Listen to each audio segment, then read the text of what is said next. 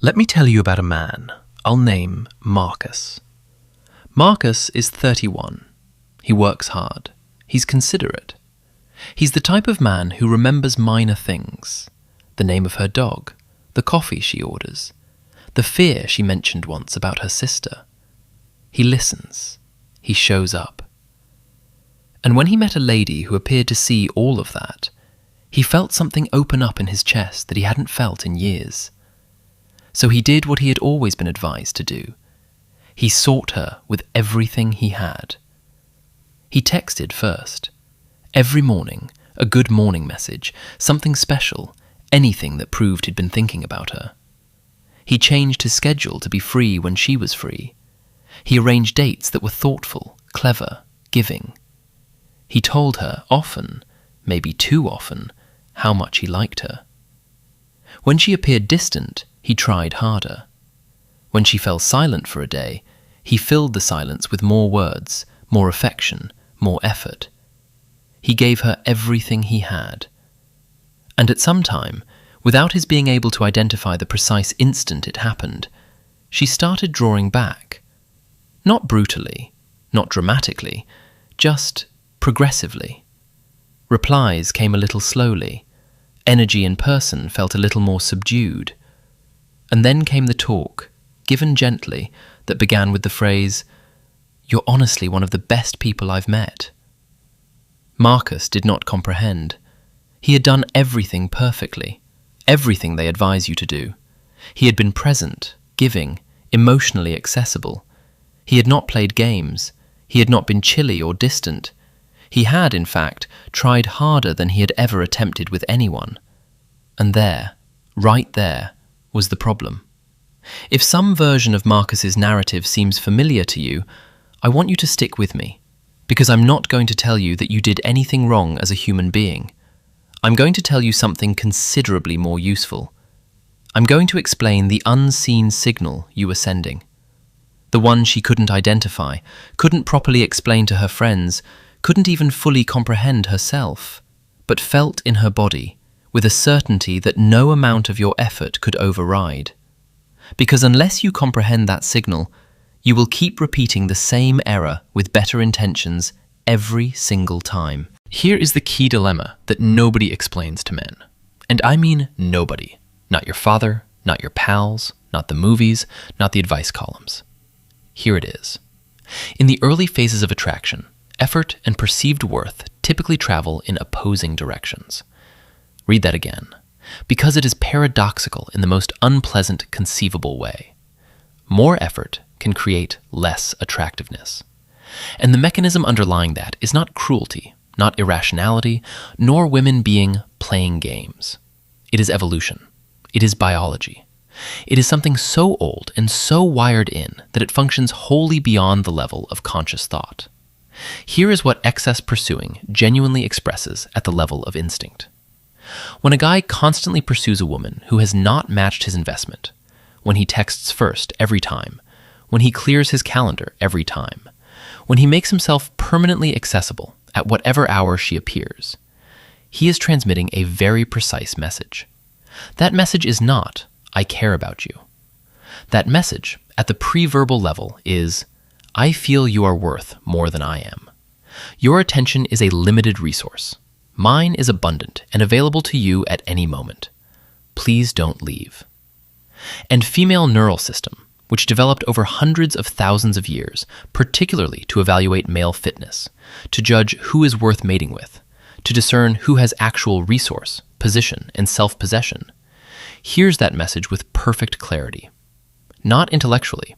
She does not sit down and think, his pursuit frequency and schedule-clearing behavior suggests low self-assessed mate value. It doesn't work that way. It arrives as a sensation, a minor dampening of enthusiasm, a hazy but persistent impression that something crucial is missing, a query she can't quite name. Why does he need this so badly? The cruelest irony in all of this is what I call the effort trap.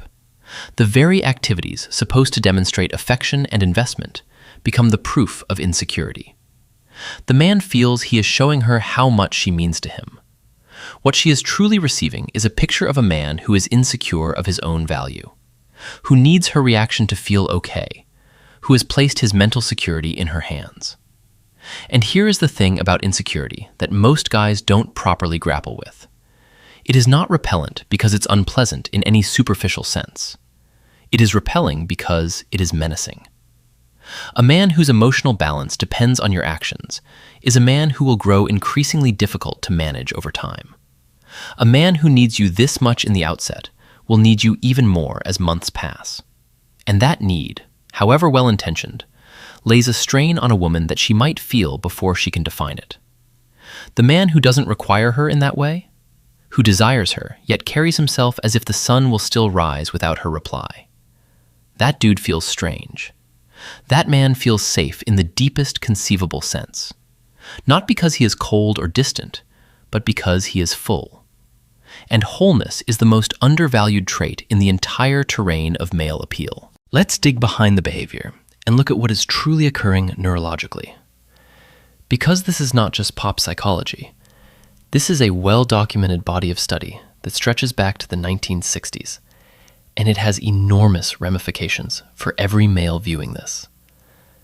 Attachment theory, initially created by the psychiatrist John Bowlby and later refined by scholars Mary Ainsworth and more recently Stan Tatkin and Sue Johnson, examines the basic ways human beings attach to each other in close relationships. At its heart, there are three basic attachment styles: secure, anxious, and avoidant. Men who over-pursue, men like Marcus, almost invariably work from an uneasy attachment pattern. This does not make them damaged or broken. In the great majority of instances, anxious attachment develops in infancy, in circumstances where affection and acceptance seemed conditional, where you had to earn presence, where the emotional temperature of the home depends on someone else's mood, where love occasionally left without notice, and the answer that worked, the technique that brought it back, was more effort, more performance, more proving. Those males acquired a survival strategy. When connection is threatened, work harder, pursue more. Don't let quiet sit, fill it. Don't let distance build, close it. The difficulty is that this method, whatever efficient it may have been in childhood, yields the opposite impact in adult attraction. Because worried attachment behavior has a very particular neural system signature, and women, particularly women who are themselves pretty secure, can read that signature in real time, frequently without being able to explain how. The continual texting reads as dysregulation. The over-accommodation reads as boundarylessness. The inability to sit peacefully amid stillness or uncertainty reads as fragility.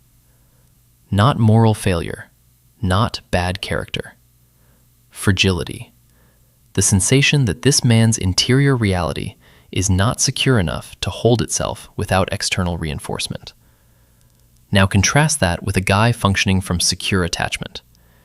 He texts when he has something to say, not to control his concern over her silence. He makes arrangements with real enthusiasm, but he does not rearrange his life around her availability. He communicates interest, warmly, immediately, but he does not perform interest as a ploy to keep her interested. He is present in discussion without becoming emotionally entangled. He can sit with uncertainty without it unsettling him. And here is the essential point that most guys miss. Secure men are not less invested. They are not less compassionate. They are neither colder or more withholding. They are really more capable of true closeness, precisely because they do not require any specific connection to go a certain way in order to feel entire. They begin partnerships from plenty, from a self that is already created, rather than from the hope that a relationship will form them. That is what she is sensing. Not your acts explicitly, your state. The internal weather you are transmitting at a frequency she picks up before she absorbs a single word you say. Dr. John Gottman, whose research on couples spans more than 4 decades, found that the single greatest predictor of relationship stability is not passion, not compatibility, not shared values. It is the ratio of positive to negative emotional interactions, and underneath that, the capacity of both partners to self-regulate. A guy who can manage himself, who doesn't flood or collapse under emotional pressure, is a man whose neurological system indicates safety. And safety, at the deepest level, is what every woman is ultimately seeking for in a guy she will trust with her life. So if this is how attraction truly works, if excess pursuit backfires, if nervous investment repels, if the secure guy wins by just being complete, then why do so many men do the opposite? Why do so many of us feel, at a bone-deep level, that working harder is always the answer? Because we were trained, deliberately and profitably. Think about every love tale you ingested before the age of 20. The man who wins her back with the airport run, the speech delivered in the rain, the guy who pops up at her window with a boombox, the protagonist who just will not give up, who tries and fails and tries again, until eventually, in the third act, she recognizes what was there all along and falls into his arms. What you just seen is not a depiction of how attraction works. It is a product, designed by screenwriters who understand what makes an audience feel good, which is not the same thing as what makes women feel attracted. There is a distinction between cathartic fantasy and actual reality, and the romantic comedy industrial complex has spent 60 years blurring that divide at huge profit. The big gesture works in cinema because film is a closed system. The screenwriter controls all factors. She has no other alternatives in the script. The gesture is timed to come at the precise emotional peak. The music informs you just how to feel. None of it is available to you in actual life. In real life, the huge gesture from a man who has previously over-pursued does not signify affection. It suggests desperation. And desperation is the fragrance of a guy who has already lost, both the circumstance and his own core. But here is what worries me most about this cultural programming. It doesn't only offer guys an incorrect technique. It gives them an incorrect identity. It informs males that their value in a relationship is determined by how hard they pursue, how much they sacrifice, how much they submit their own needs to the object of their passion. It informs guys that love is something you earn via performance, that the right lady will finally react to enough effort, that if it's not working, you just haven't tried hard enough yet. And a generation of wonderful guys, serious, kind, truly loving men, have absorbed that concept and worked themselves into the ground, trying to be enough for women who are actually waiting for them to quit trying to be enough and simply be something. The difference between the two things is everything. And nobody in the society that profits from your misunderstanding has any motive to explain it to you. I want to present a distinction that I think is the most practically helpful point in this entire movie. If you only carry one thing away from this, let it be this. There are two fundamentally distinct ways a guy might seek to show his worth to a woman. The first is communicating value. The second is demonstrated value. They seem somewhat similar. Their outcomes are contrary. Communicated value is any attempt to build a sense of yourself by activity focused toward her. Texting her to tell her how much you like her. Planning extravagant dates to show her you're caring. Buying pricey goods to indicate generosity. Explaining your aspirations so she knows your trajectory. Showing up consistently to indicate you can be depended on. All of this is information you are sending. External signals geared to generate a certain response in her thoughts. Demonstrated value is something else completely. Demonstrated worth is the life you are already living before she arrived, and that will continue regardless of whether she stays. It is your relationship with your own work, the product you are constructing, the craft you are developing, the problem you are solving. It is the way your friends talk about you while you're not in the room. It is the standards you hold, not because you're performing standards for her benefit, but because you hold them when nobody is looking. It is the quality of your attention when you are with her, not worried, not performing, simply there. Here is the real-world version of this difference. Two men encounter the same woman at a party. Man A spends the evening telling her about his startup, his objectives, his goals. He is excited. He is warm. He follows up the next day with a message. Had such a great time talking to you. I'd love to continue the conversation over dinner. He follows up again 2 days later when she doesn't reply. Then once more, just checking if you saw this. Man B has the same startup, the same aims, but he doesn't talk about them much at the party. He asks her questions.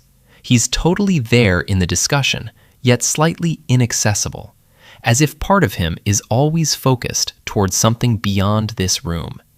He doesn't follow up immediately. When he does reach out, it's with a precise invitation, assured and unhurried. He doesn't follow up twice. Man B did not communicate greater value. He exhibited it via absence of need. Through behavioral evidence of a man who does not require any specific outcome from this connection to feel good about himself. And it is the characteristic she will still be thinking about 3 days later. Communicated value demands an audience. It needs her to respond in a certain way to land. Demonstrated worth exists whether she's watching or not, and the instant she realizes it, something transforms. Because what she has just experienced is a man who is not running from himself into her arms. He is merely moving through his life and providing her an entrance into it. Let's speak about what she genuinely wants, not what she claims seeking in polls, not the carefully manicured answer she delivers when asked. What she is driven toward at the level of instinct, the type of man that develops a quality of attentiveness in her that she cannot entirely describe and cannot totally shake. She wants a man who has somewhere to be, not because he is attempting to look busy, but because he actually is. Because there is something in his life that necessitates him, a direction he is traveling in, a thing he is constructing or learning or becoming, a task not performed for her, nor declared to her, but genuine and present in the way he conducts himself even while he's sitting motionless. The man who has somewhere to be is the man who, when he chooses to be here with her, expresses something without saying a word.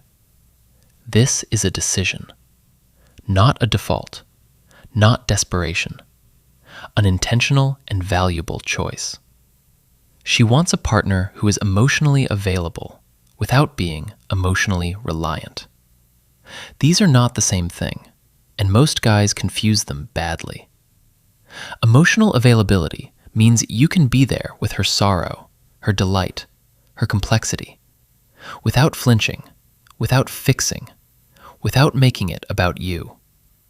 Emotional reliance implies your own interior state monitors her emotions like a compass needle tracks north. It implies her terrible day becomes your worries. Her remoteness becomes your spiral. Her quiet becomes your urgency. One of these is closeness. The other is enmeshment. And the difference between them is the difference between a man she wants to share herself with and a man she finally feels responsible for. She wants a man who keeps his identity inside the relationship. This is the one that most good guys get wrong. Not with malice, but through love. They give, they accommodate, they adapt. They wrap themselves, slowly and earnestly, into the shape of what she appears to require. And at first it feels like love, to both of them.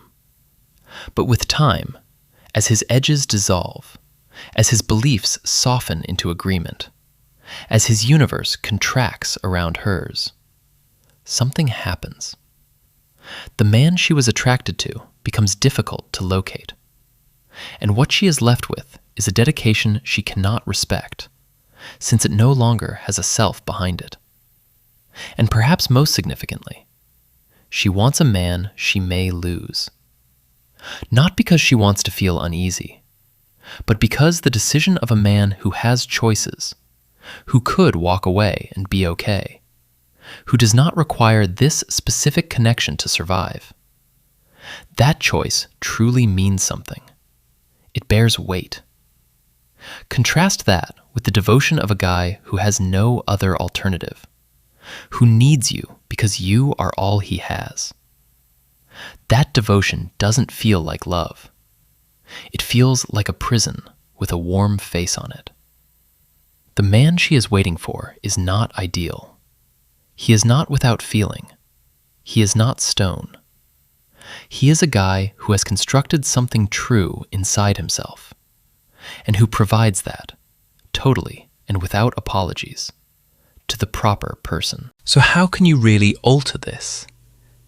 Not as a game, not as a manipulative method aimed to deceive someone into wanting you, but as a true internal recalibration of the way you show up, in relationships, in attraction, and in your connection with yourself. The first shift: cease filling silence. This is the most instantly actionable thing I can tell you. When there is a gap, a day without a reply, an evening when she appears distant, a discussion that stops and doesn't continue, your responsibility is not to fill that quiet. The stillness is information. It is also a test of your own internal regulation. Can you sit with uncertainty without acting on it? Can you let the gap be a gap without catastrophizing? The man who can do that, who lets quiet breathe without reaching into it with more words, says something powerful. I am okay in here. I do not need this handled in the next 5 minutes to function. That is a signal she registers, even in the absence of conversation, especially in the absence of communication. The second shift: make your life the primary investment, not her. Right now, I want you to think about the thing in your life you care about most that has nothing to do with any lady. Your work, your training, your art, your business, your craft, your body. Whatever it is, that is where your major energy goes. Not because relationships don't matter, they matter greatly, but because a man who is building something, who has a life of true substance that he is actively involved in, is a completely different person to be around than a man whose major profession is trying to make a relationship work. One is lovely, the other is taxing. The third shift: match her investment honestly. Not as a power play, not to penalize her for drawing back, but as an honest mirror. If she is far, you do not pursue. If she withdraws, you do not chase. You give at the level she provides, because anything other is a deception about the dynamic.